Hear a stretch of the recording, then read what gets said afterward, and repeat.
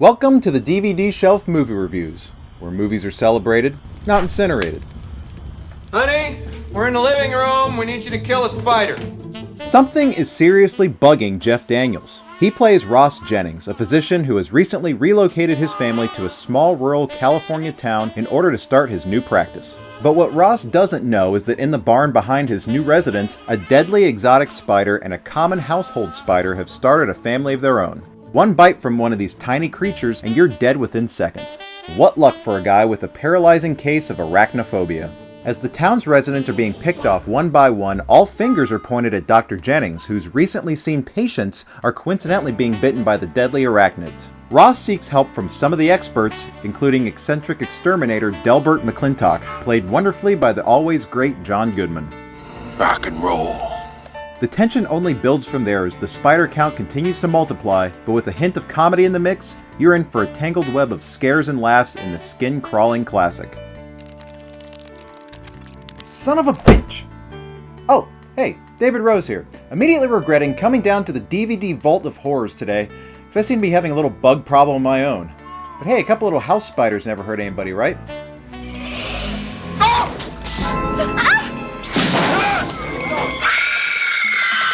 Right. Today we'll be looking at the 1990 horror comedy Arachnophobia, a film that doesn't skimp on the title. We'll take a brief look at the common fear of spiders before delving into the movie itself.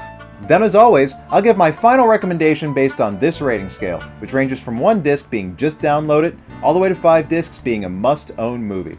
So now without further ado, let's confront Arachnophobia. Directed by Frank Marshall, and starring Jeff Daniels, Julian Sands, Harley Jane Kozak, and John Goodman. It was released theatrically from Hollywood Pictures on July 18, 1990, and the DVD was released on June 15, 1999. See this? Not the prettiest thing in the world, is it? Now I'll admit, while I don't have a completely paralyzing dread of spiders, I am, like countless others, completely freaked out by them.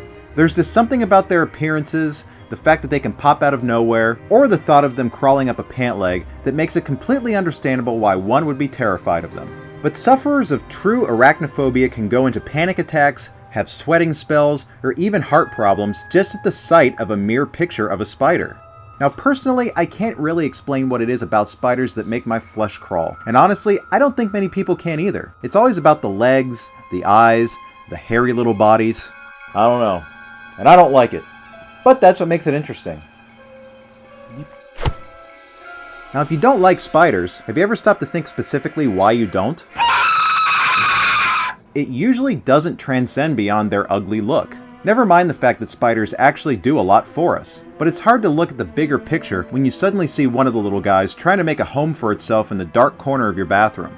Now, arachnophobia is actually the most common of all phobias amongst us humans. I believe we're prone to having an ingrained subconscious fear of deadly spider bites, but realistically, the common household spider is non-venomous and poses no real threat to us. Yet the sight of one in the house is startling. Maybe something down deep is telling our brains that almost any spider has fatal potential, which may lead to this being one of our most common fears.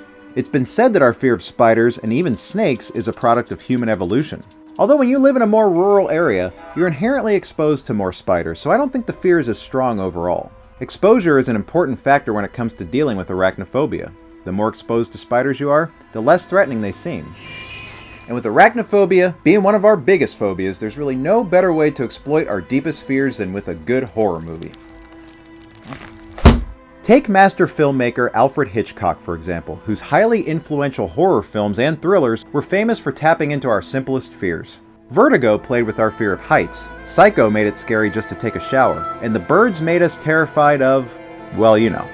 Now, directors since the days of Hitchcock have always been open about how influential he was on their own styles. When Steven Spielberg directed Jaws in 1975, there were numerous problems with the mechanical shark, which was later nicknamed Bruce. These technical flaws forced Spielberg and his crew to show as little of the shark as possible. This combined with John Williams' iconic music theme harkened back to Hitchcock's Psycho, where the combination of a relatively simple scene, a hidden menace, and a minimal piece of music became one of film history's most recognizable and terrifying sequences. Audiences were terrified of showers after Psycho, whereas after Jaws, audiences became deathly afraid of the beach. All thanks to Bruce, the finicky mechanical shark. This led Jaws to reach massive success in the summer of 1975, making it the benchmark for all summer blockbusters in the nearly 40 years since. Following the successes of Jaws and his 1977 blockbuster Close Encounters of the Third Kind, Steven Spielberg directed the legendary first installment of the Indiana Jones franchise, Raiders of the Lost Ark, in 1981, working for the first time with producer Frank Marshall. Also in 1981, Spielberg, along with Frank Marshall and Marshall's wife Kathleen Kennedy, joined together to form the Amblin Entertainment Production Company, with the logo famously derived from Spielberg's E.T. Amblin Entertainment got its name from Steven Spielberg's 1968 short film, Amblin, which was what won him future directing jobs.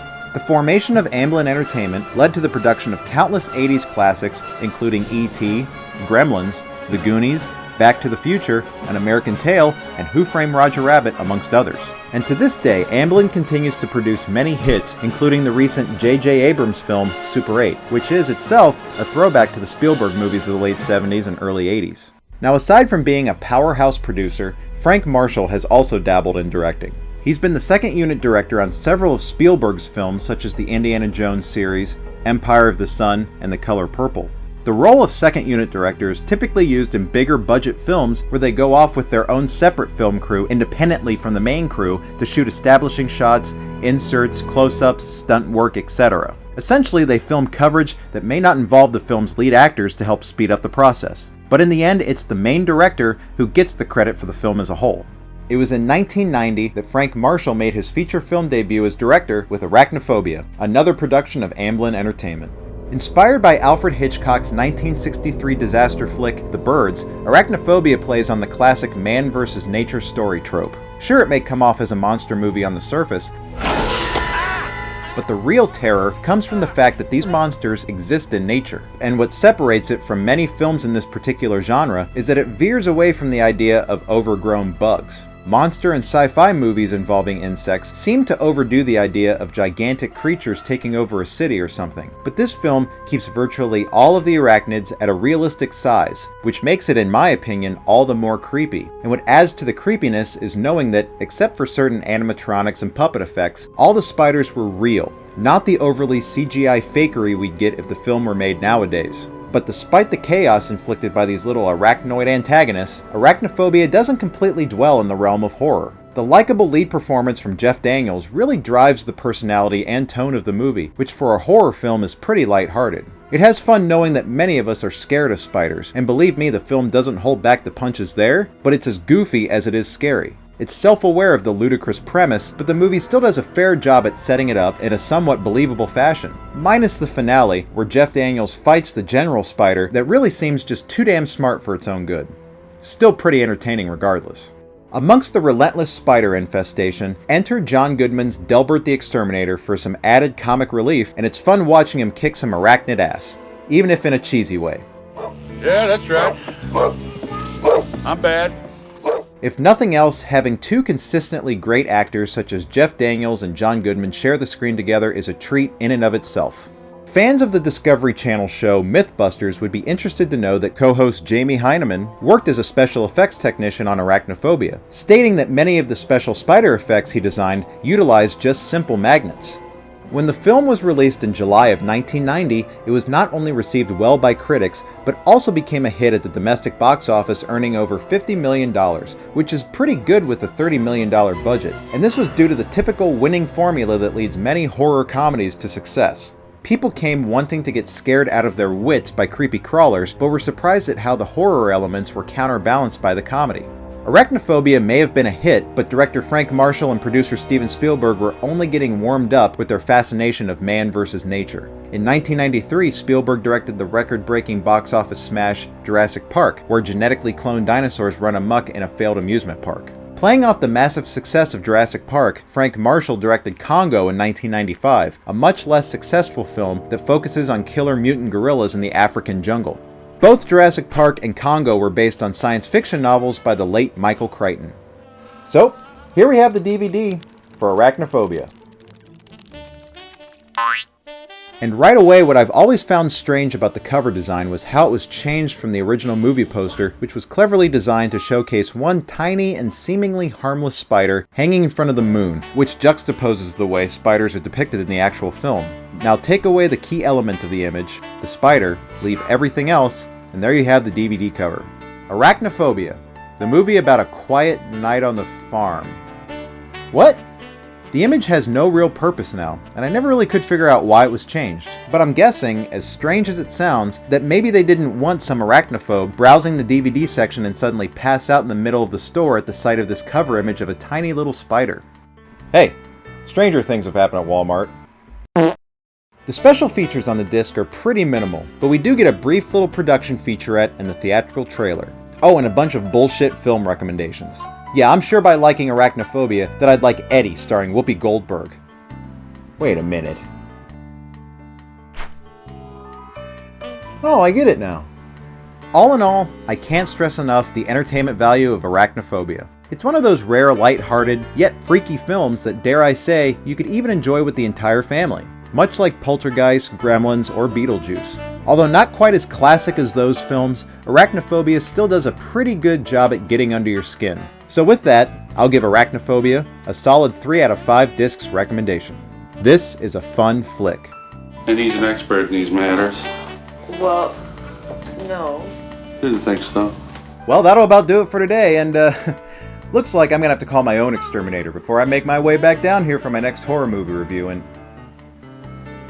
Son of a bitch. Better be the last of them. Anyway, I'll see you next time, but for now, this one's going back on the DVD shelf.